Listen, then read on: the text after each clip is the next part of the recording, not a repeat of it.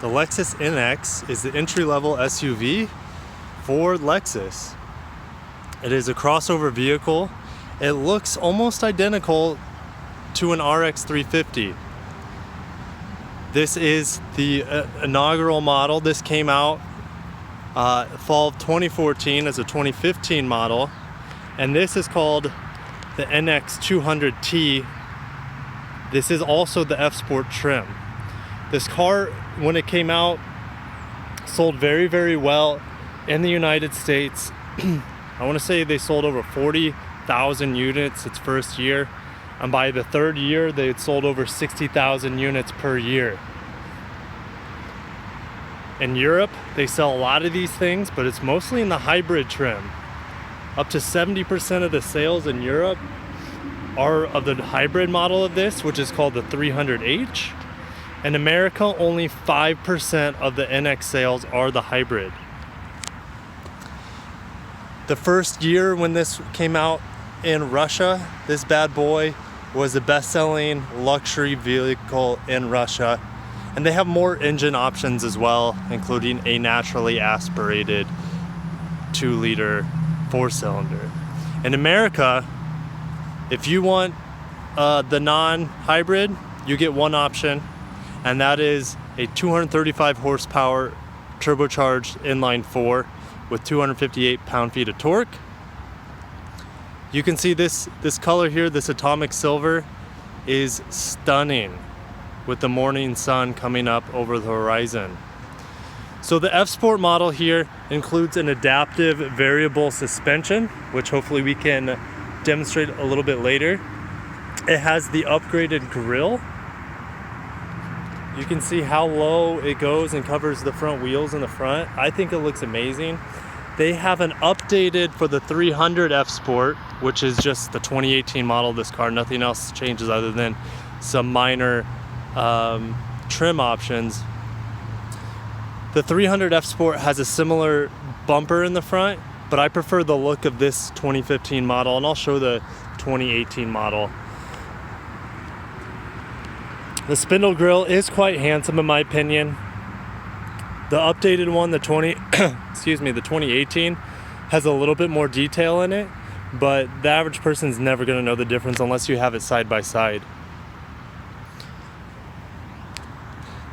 This model does have applied on it a chip guard. So if you live in the Midwest, you pretty much need it. Otherwise your paint's gonna get all beat up by the rock and the sand that they put on the roads for winter. It also has the chip guard on the mirror here. It has the upgraded wheels. They look to be the same size as the wheels on that standard 200T over there, the non-F Sport. They look to be the same size, but they're definitely the upgraded, more fancy looking than those base ones over there. I love the taillights on this car. They come out, they're like 3D taillights. They're not flush on the car.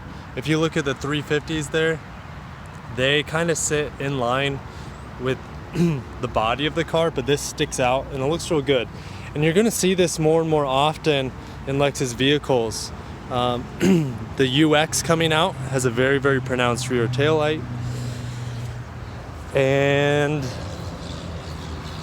the concept model for the Limitless crossover has a more pronounced taillight. But anyways, we see the F Sport badge back here. The dual chrome or polished aluminum, I can't really tell from this angle, exhaust tips. I don't believe they're actually exhaust tips. No, they're just casings for the exhaust, but no one's gonna care. This one actually, hey, look at that.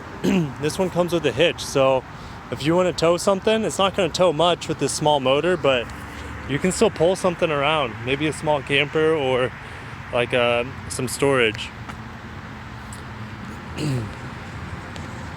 We're gonna pop the hood here so you guys can get an idea of what this 2-liter turbocharged 4 looks like. Since this is an entry model for Lexus, you can actually see the internals here. Nice little turbo insignia. You have the Lexus emblem there on the motor. Man, this looks great. This is a used model, obviously. I think it has around just shy of 40,000 miles on it. Sorry, 35,364 is the miles. But that's nothing for a Lexus product. These things will run forever. And a quick little fun fact of this motor, this is the first turbocharged Lexus motor that they brought to America. So you guys are looking at history here. This is the very first year of the first time they brought it into a vehicle. So pretty neat. And I just love how you can see everything. If you saw my LS 500 review of the 2018, it's all plastic. It looks good, but I prefer the old school where you can see everything in the motor. Let's look in the rear hatch here so you guys get an idea of the space. Now the space in the cargo area here is better than the competing GLA, the Mercedes GLA. It has more space in that, but not quite as much as the RDX. And Acura just came out with a new model, the RDX. So if you're in the market for one of these cars, definitely consider that as well as this guy. I think this one still looks better in my opinion. This comes with a rear net. You're gonna have the all-weather mats, all-weather cargo tray here. It does come with a first aid kit. I'm sure you guys can see that. But if you fold down those seats right here in the back, you're gonna have tons of space. So lots of space back here. And it is an automated tail lift.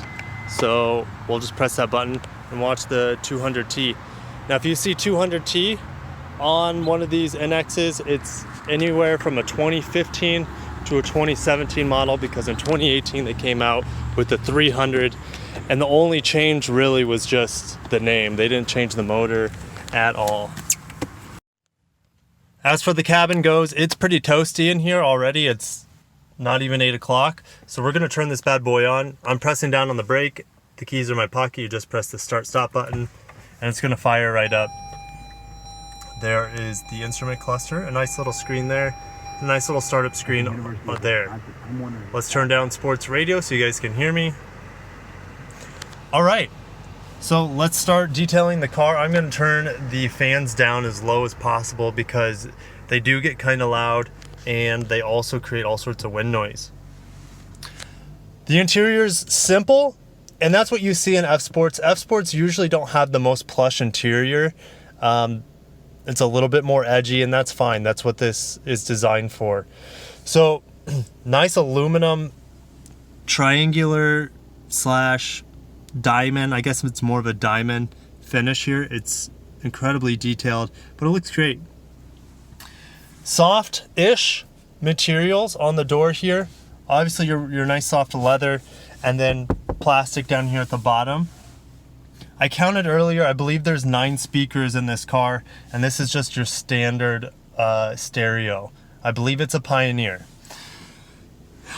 Here is your window controls, nothing good there. I think everything's, yep, it's automatic, one touch, which is great. Parking assist, blind spot monitor is on, rear tailgate lift, heated steering wheel, rear differential lock, and that's the only way you know this is a 4-wheel drive vehicle. You can't tell, there's nothing on the exterior that's going to tell you it's 4-wheel drive. There's nothing else on the interior. The only way you can tell is by this differential lock, and that is the same for the RX. This does have the paddle shifters, of course. They feel good. They're pretty big. They almost feel, they might be the same paddle shifters on the LS, but for some reason the LS paddle shifters felt enormous. I don't know why. Basic controls here to answer phone. You can use this more times than not. It's more frustrating, so I don't really use it. This button here is going to control your infotainment.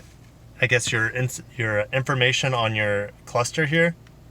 It's a compass. You can control your music. No messages, so if your phone was hooked up.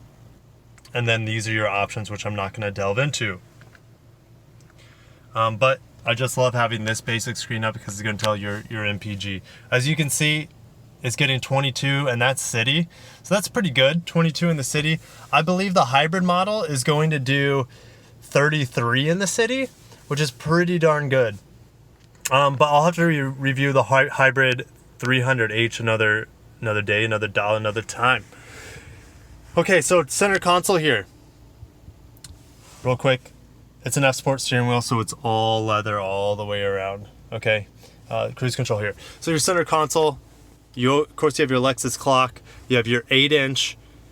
It does have navigation.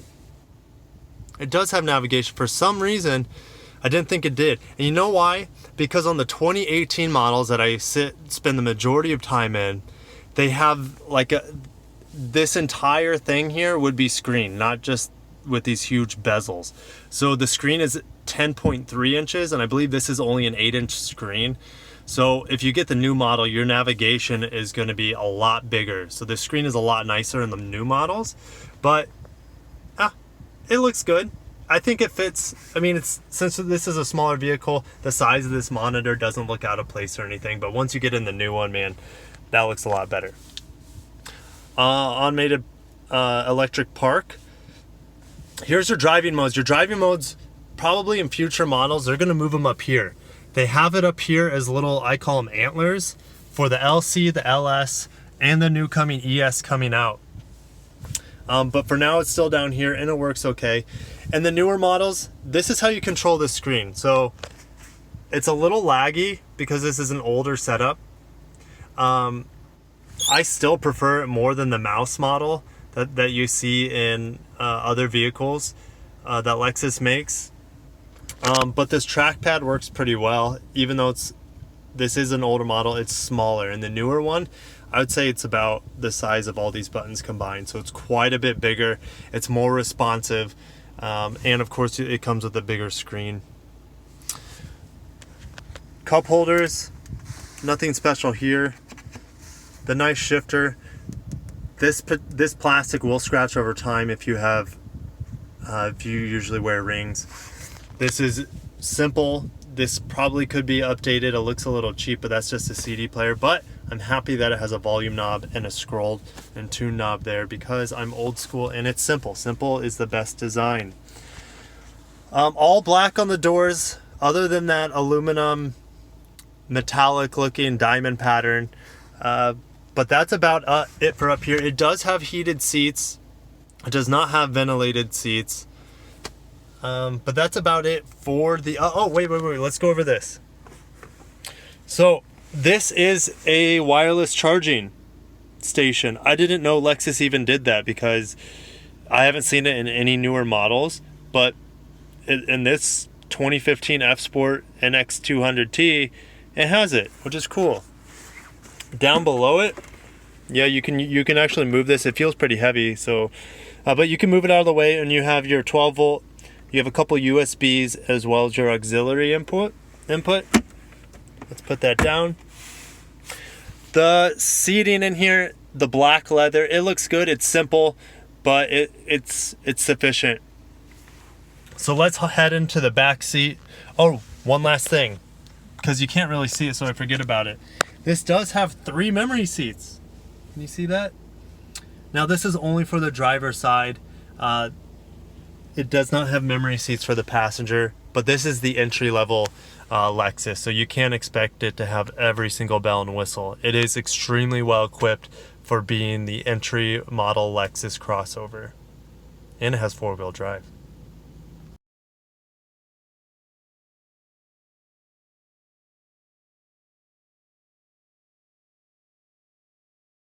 Here we are in the back cabin. It's pretty roomy.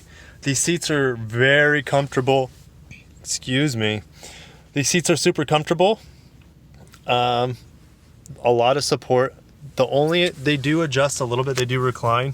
I just recommend that you lift up your back away from the seat to recline it because it can be a little jumpy if you're already putting your weight onto it. And that reclining handle's down here on the side. Most of you would have guessed that. But I'm just going to return it to normal. And there we go. And if you wanted to fold down the seats, that's also how you would do it. The rear headrests, they look adjustable by pressing this button. Can do it with one hand. I'm not skilled, but it clips into place there. We have a nice bright. Holy cow! That's like. So there's like 3 different lights in there, so it's nice and bright for the rear cabin. Rear vents back here. We have a magazine pocket It's not quite as big as it was in the LS, of course, but man, it looks good. It's well stitched in there. This looks cheap. This plastic window control panel looks cheap, but at least we have leather behind it. This is softer plastic. Handles look nice. You do get a cup holder down here, which is a nice little feature as well. Speaking of cup holders, fold this down and this will turn into a cup holder. So you have that here too. It would be a tight fit for 3 adults back here. It's definitely doable because of the bench seat. But 2 people would fit back here no problem. I'm over 6 feet tall. My knees are touching the seat here, and the seat is set up for a 6-foot plus person. But you know, if I just move my feet a little bit farther forward, I have some good room. The sunroof, here it is. Let's pull it back. It's good size for the size of the car. It can't really be much bigger. The controls are here. This is control the tilt. That controls the sliding of it. I'm not going to demonstrate that. Of course, you have your lights up here as well. Check this out. So I'm like, I just got in here because we're gonna start the test ride here real quick. I'm like, what is this screw? I mean, obviously it holds things together here. I'm like, why? They didn't cover it up, but as further inspection, I don't know if you guys can see that. I'm trying to focus in on it. It has Lexus on it in 3 different spots. That's incredible detail. I don't know if it's just that screw or if every single screw in this car has Lexus etched into it. That's incredible. All right, guys, we're gonna take this bad boy out for a drive. I've driven the NX300 a little bit. This will drive exactly the same. I did not drive the F Sport, so once I put this into Sport Plus mode, it's going to adjust the suspension and the steering. It's going to tighten everything down, so it's a little bit more responsive on the turns and such. The shifts will also be quicker once I get into that Sport Plus mode. I'm not going to mess with Eco mode, because if you're concerned about Eco, you'll probably be buying the hybrid version of this. So let's take it out of the lot. Let's see what she's got. It's a little over 8 o'clock, so this is going to be about rush hour traffic, but that's okay because I'm in a Lexus and I would happily spend my time wasting away in one of these pieces of perfection, really. They're so quiet, they're so well put together, they're so well thought out that it's just a lot of fun. It's enjoyable. And if I want this car to be a little bit angry and a little bit loud, it will be. So let's just see what it can do. Do it a guess, just like any Lexus vehicle, it's very quiet in here. I can barely feel or hear the bumps in the road. It's just a joy to drive, and it doesn't require a whole lot of work to put into it. So it's just very easy to drive, very, I would say, confidence inspiring, especially when you start pushing it a little bit. Let's roll onto the gas. Okay, not much there. Now this does produce a lot of torque early on in the rev range. I want to say by 1500 RPM, it's already producing maximum torque, which is going to make a vehicle of this size very snappy. Sitting behind a very nice drop top SL500. This gentleman's enjoying his morning. It's very pristine. It's not the newest model, but man, it's clean. I wonder how many times he has to take that into the dealership for service because it's not working or a light's going off. Should ask him. Brakes are good. In typical Lexus fashion, they're very linear. The progression is perfect. I have no qualms with it. If you guys are more into sportier, sorry, I'm adjusting my mirror because I can't see it. A sportier car, you might want a little bit more bitey brakes, but for my like, it's perfect. So we're gonna turn into Sport Plus mode, which you can do on the fly. And here we go. It picks up good. It picks up very well. I'm doing 60, so no problems merging on to the highway here.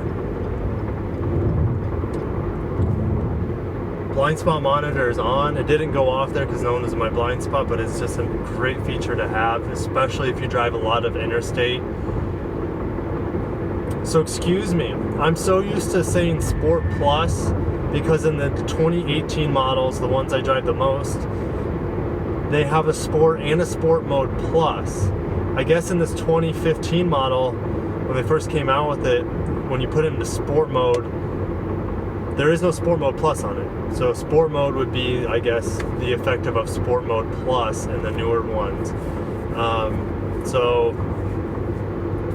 It definitely holds onto the revs longer, the shifts are quicker, and I don't have a place right now to take it on a twisty ride to test the suspension, but it's going to hold up just fine. This car it's an incredible performer, all things considering.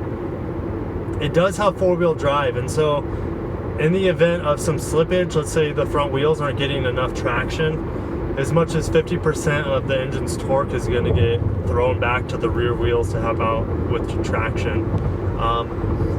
What's super efficient about these, hello Mr. Motorcycle Cop, it's a nice motorcycle.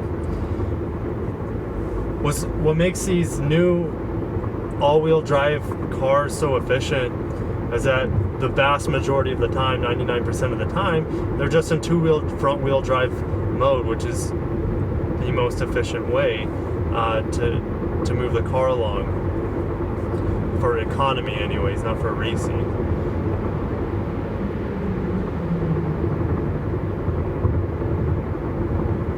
So here's an issue I have with this smaller display.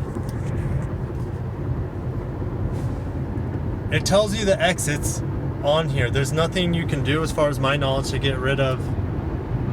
Yeah, there's nothing you can do. It automatically splits the screen. And so half of your navigation on your 8-inch screen is already gone because it tells you, oh, the exits are up ahead at 2.3 miles. And like, that would be okay if I'm traveling in a place I don't know. But if you live in your own, I mean, obviously you live in your own town, but you know where the exits are and you know what's off the exits. I don't need this telling me that there are exits coming up. And that's something, and prove me if I'm wrong, but that's something I don't think you can take off once you're on the freeway or the interstate. Does it give you enough information here on the nav screen? Yes, it does, but the map itself is just a little small. And I'd much rather have, if they're going to split it in half, do it on the 10-inch screen and not on these little tiny, it's not tiny, but much smaller 8-inch screens. I don't know how I could forget to tell you guys, I've been talking about the turbo 4-cylinder engine quite a bit. This does have a 6-speed automatic transmission, which is the same in the most updated models. So the car's pretty much unchanged mechanically, but in the newer models, so the 2018, I know for sure has the bigger screen, as well as the more updated, more responsive, more accurate trackpad. So listening cars go by, it's still very quiet and muted compared to every other car out there other than a Lexus, and probably, obviously, I mean, some of your higher end brands are going to be, you know, pretty quiet, but this is the entry-level Lexus. This used one with 35,000 miles is going for 33,000, and it's almost as quiet, imperceptibly different than the LS 500 cabin. So it's very, very similar in quietness to even the creme de la creme highest model. So, okay, I'm getting on the brakes here. They feel good. They feel like they do in the ES or the RX.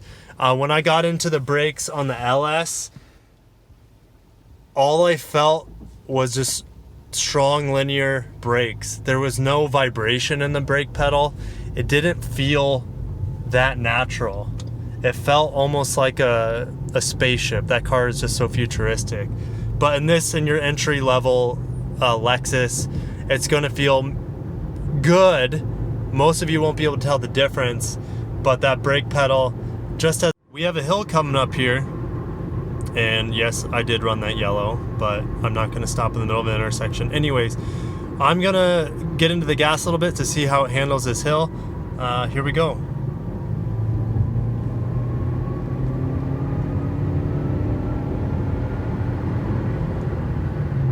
Handled it just fine, no issues. If you have this car loaded up, yeah, it's gonna be a little bit slower, but man, I feel like for city driving, for interstate driving, for this size of vehicle, this 4-cylinder turbo is plenty of power. I don't feel like I'm lacking in power. What I would prefer in the future, hopefully they put in the next iteration, they put that 8-speed automatic transmission to get every little drop of power and efficiency out of this motor. You know what? They might even put a different motor in the new ones, maybe a 300 horsepower Turbo 4, but that's yet to be seen. This older model doesn't have the cabin engine noise filtering dial. I believe it's ASC, and it's like acoustic sound control, I think is what it stands for. And you have that little dial to control how much volume you want pumped into your cabin. You have it on the 2018 model, but this 2015 model, this first year of the NX, does not have it. So let's get into the gas a little bit. Oh yeah, feels good. Getting onto the on-ramp on the interstate, no problem. Just pulls me right up. It's not gonna knock you off your socks, but it's more than enough power, especially if you just have one person in the car to pull you around, merge on the interstate, to pass cars. It feels good. I wouldn't say it's underpowered. It's nowhere near overpowered. What is overpowered, right? But the F-Sport doesn't add any extra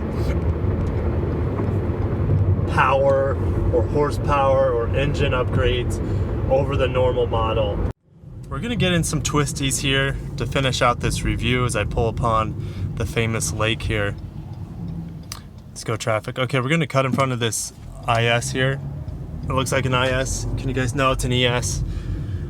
That looks like a second generation IS. Anyways, so let's get into it. Here's the twisties a little bit. Handling great, plenty of pickup. Yeah, I was going downhill, but man. All right, let's see how it does this sloping turn here. A little bit of body roll.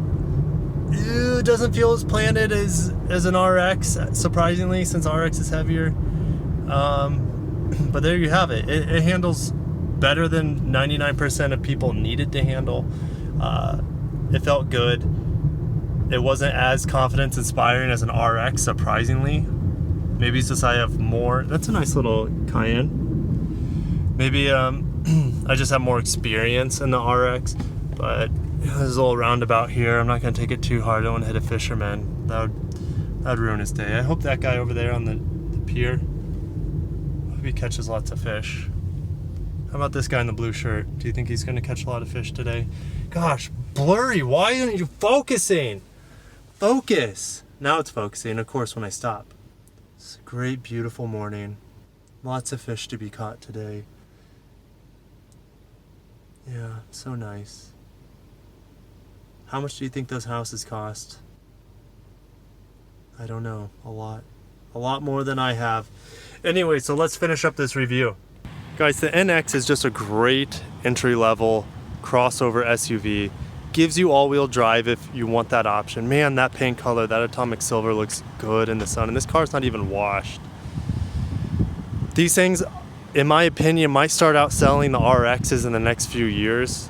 Their sales volume keeps going up, and we have a lot of previous owners of the RX trading in their RX for this smaller NX.